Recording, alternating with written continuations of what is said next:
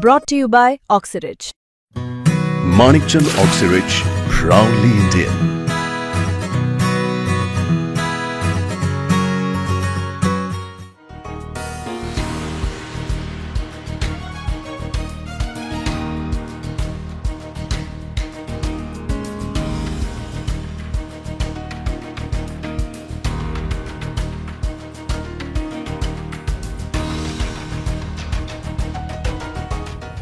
मी आता यावेळी दुपारचे 12 वाजलेले असताना सायन पनवेल महामार्गावर उभा आहे. आपण बघू शकतो की वाहनांची भली मोठी रांग वाशी टोलनाक्यावर लागलेली आहे. याचं कारण आहे मुंबईला आझाद मैदानामध्ये मराठा समाजाचं आरक्षणासाठी सुरू असलेलं आंदोलन.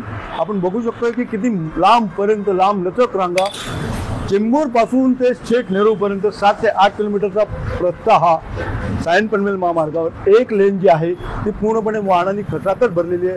पोलिसांनी मुंबईमध्ये जाण्यासाठी अवजड वाहनांना बंदी घातल्याने सगळी अवजड वाहनं रस्त्याच्या एका कडेला उभी करून ठेवण्यात आल्याने एक लेन पूर्णपणे या अवजड वाहनांनी व्यापलेली दिसते.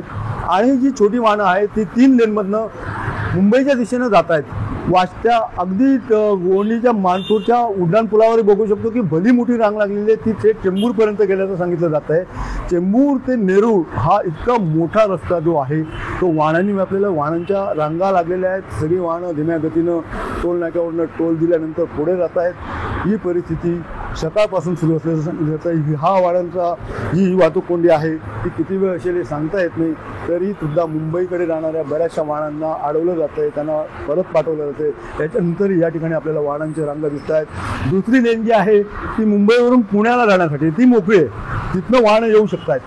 पण मुंबईला जाण्यासाठी मात्र अडचण निर्माण झालेली आहे. त्यामुळेच वारंवार पोलीस प्रशासनाकडून हाताला दिला जातोय की मुंबईला आज तरी येऊ नका, कारण हा वाहतूक कोंडीचा प्रश्न किती वेळ किती दिवस असेल, मराठा समाज इथे किती दिवस आंदोलन करतो त्यावर अवलंबून आहे.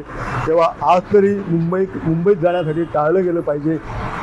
निलेश पाटील, मुंबई तक, नवी मुंबई.